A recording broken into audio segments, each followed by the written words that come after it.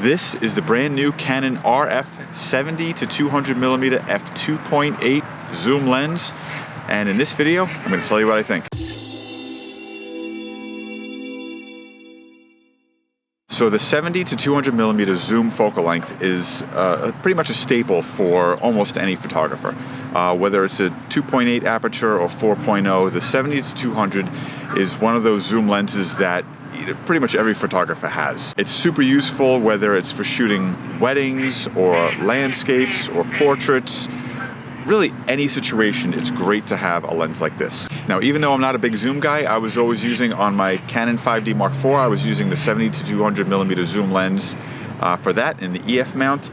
And when I saw that they were making this lens in an RF mount, and I saw some of the specs and some of the early reviews, I knew I had to get my hands on it. So first impression right out of the box is the incredibly small size. I mean, this thing is about 2/3 the size of the EF version, the 70 to 200 EF version, and it's pretty much 2/3 the size of any other 70 to 200mm 2.8 lens.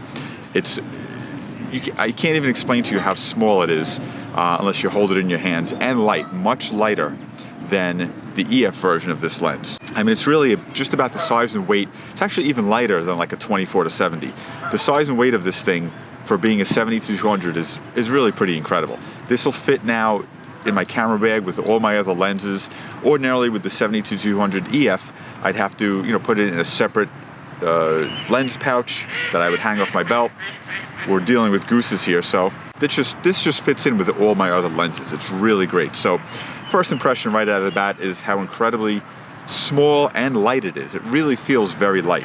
Now, the trade-off with having the smaller size is that this lens zooms externally, where the 70 to 200 that I had before, and most 70 to 200mm lenses, you turn the zoom ring and the lens doesn't change sizes. All the zooming is internal. With this, when you turn it, it's going to zoom externally. So it extends out. This is at 200mm, this is at 70mm. Not a big deal. It is what it is. Basically, that's the reason that you're getting the smaller size, is because the zoom is now external, which is fine. I don't mind an external zoom at all. I'll trade that off for the great size any day. The downside to that, people say, is it increases the chances of dust and debris getting into the lens in this little area here. As you zoom in and out, it basically sucks the air in and pushes air out, so there's a chance of dust and things getting in there. I don't know. Hopefully not a big deal. I would imagine they went into this design-wise to try to keep this as dust-resistant as possible, and I guess we'll take a look at it in a couple of years and see what it looks like, but I don't really see this being a problem. So the other features that we have, image stabilization, which works great, just like it does on pretty much any lens. I've already taken shots with this at 200mm at 1/10 of a second and had no problem. Nice and sharp. The image stabilization works really great. So I'm shooting this at 1/10 of a second, handheld, with nice sharp images with the IS on. So it's great to have it. It's got 3 different stabilizer modes. One is for general use, one is for panning, and one is probably for something else. I have to read the manual and find out exactly what it is. Autofocus, manual focus switch on the side to turn it on and off. And then there's a focus limiter range on here also. So basically you have either a full range, which means when you're composing your shot and you're focusing, it's going to try to focus on the whole range from a foot or so in front of the camera out into infinity. And then it's got a limiting range, 2.5 meters, which is, I don't know, it's 8 feet or so away, and to infinity. The reason you want a focus limiter in some cases, if you're trying to focus primarily on something that's further away, and it's fast-moving action, you want to be able to make sure that you can get focus quickly. You're telling your lens that you don't need to focus on anything close. It's not going to even look for anything, so don't bother trying to find something near the lens. Just focus on the stuff, pun intended, focus on the stuff that's further away. With the full range, if something comes into the foreground, it might try to pick it up. With the limiter on there, it's not going to look for that kind of stuff. So that's useful in a lot of situations. And it's got a lock on the side where you can lock. Right now I can't zoom it, turn the lock off, and I can zoom it. And I guess it'll keep it from zooming on its own. So it also has the control ring, which all the new Canon RF lenses have. This one's all the way in the back here. right by the rear of the lens. Again, you can assign this to a number of things. You can assign it to change your ISO, to change your aperture, your shutter speed, your exposure compensation. It just gives you something else for your left hand to do. Put your left hand to work a little bit, let your right hand do other things. I use it. I've heard people don't use it. They don't like to use it. Maybe it accidentally changes settings. This one is actually less likely to turn on its own because it's all the way in the rear. And while I'm controlling things out there, there's really no chance of me hitting this one back here. It's in a nice spot, so I like it back there. But I use it. I use the control ring primarily for exposure compensation. When I'm looking through the lens, when I'm looking through the electronic viewfinder and I'm looking at a live exposure or real-time exposure, I can just click this a little bit in either direction and watch my exposure change to get it just the way I want it. So I like having that control ring on these RF lenses. It's really great. Now there's one thing about this lens that I don't love, and I'll tell you about that in a minute.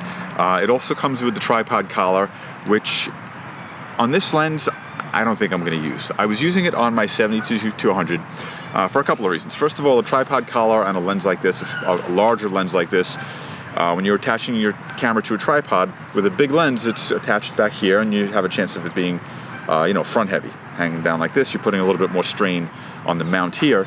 With a tripod collar like this, you would be attaching it to a tripod, and it would be more balanced. It feels more balanced like this rather than like this. With my 70-200 EF, I would definitely use the tripod collar when attaching it to a tripod because it was, a bigger lens. It came out further, and the center of balance was a little bit more towards the front, so I would definitely use it for this. With this, I don't feel like I need it. The lens is light enough, and the center of balance, the weight is further towards the back, so I feel like it's going to balance. I've tried it on a tripod. It really actually balances very nicely, attaching the tripod to the camera with this lens on compared to the tripod collar. I don't really think you need it on this lens. Another reason I don't like it on this lens is because of the zoom mechanism here on the lens, and I'll tell you what I mean.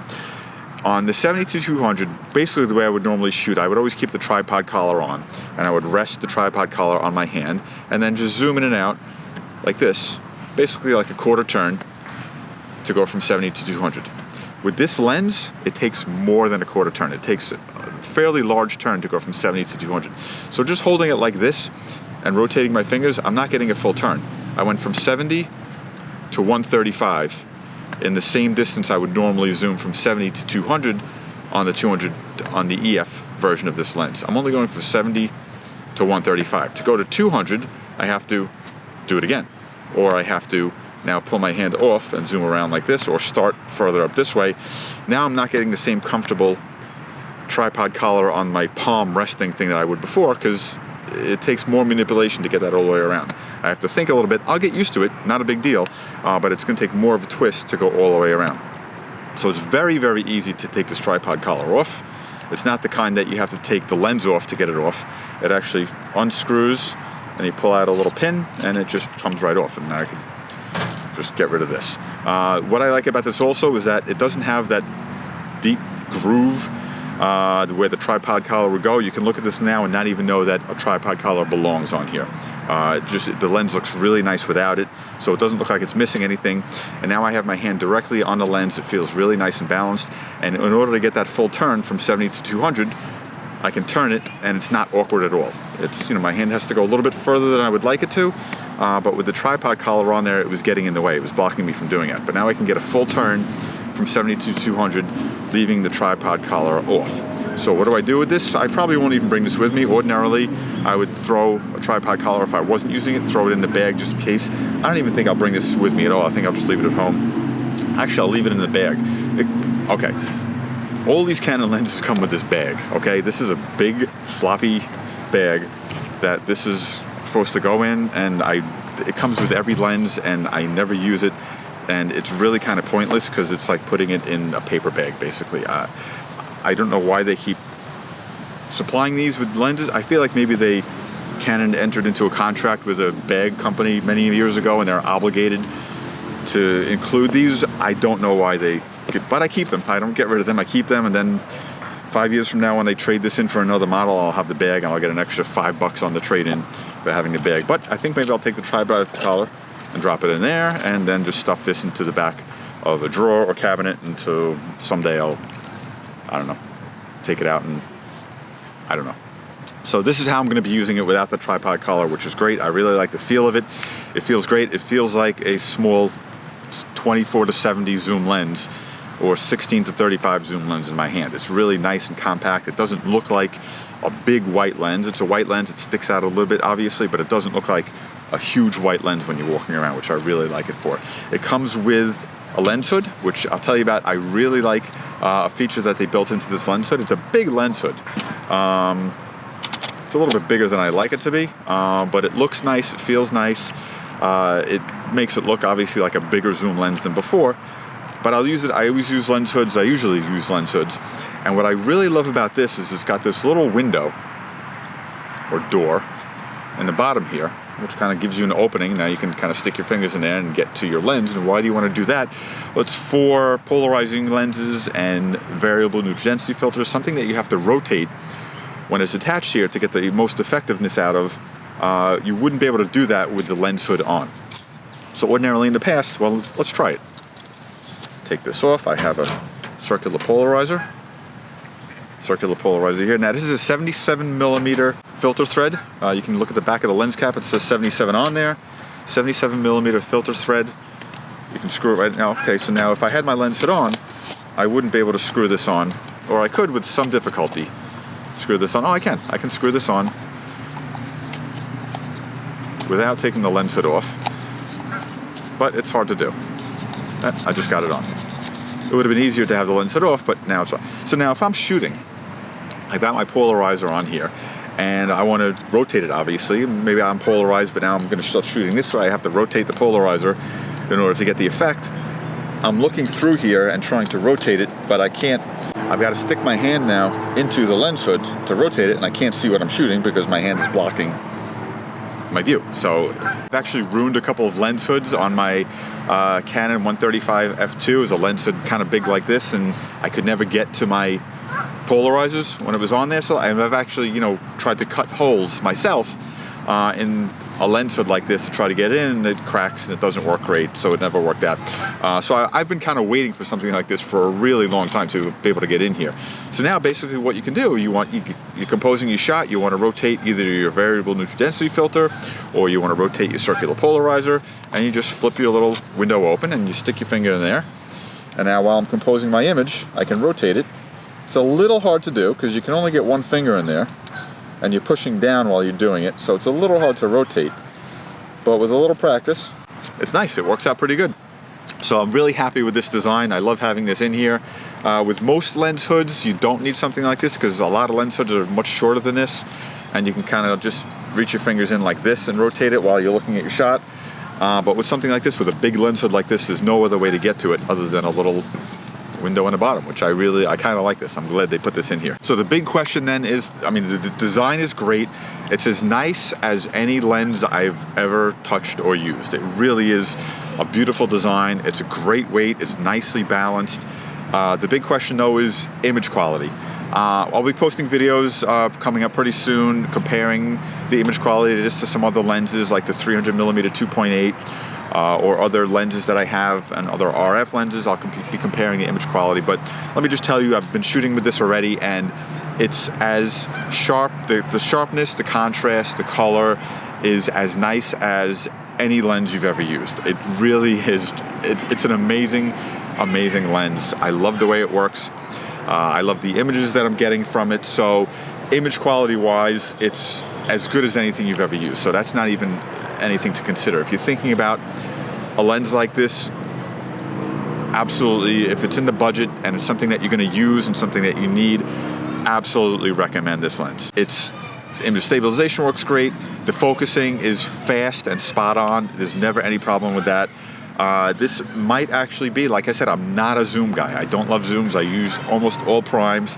I understand the usefulness of a 70 to 200 like this, especially at 2.8 and with image stabilization.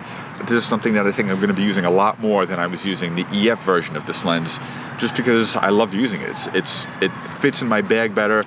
It's lighter. The images are superior to what I was getting with my 70 to 200 on the EF. Like I said, I'm going to compare it to my 300 2.8 EF lens and see what those look like. But when I look at these images, there's nothing wrong with them. So they're absolutely beautiful. I highly recommend this lens. Check it out. Even if you go down to your camera shop and if you can borrow it, rent it for a weekend or something, try it out. Highly recommend it. Everything about this is great, except the bag. I guess, you know what, it's a big enough bag. You can use it. You can put your lunch in there or something, put a snack, bring it with you. But highly recommend this lens. Definitely check it out. I'm going to put links to a couple of other videos here that we've done about lenses like this, the 70 to 200 millimeter range. It's a great focal range for a zoom lens. Check those out. Thanks for watching, and I'll see you next time.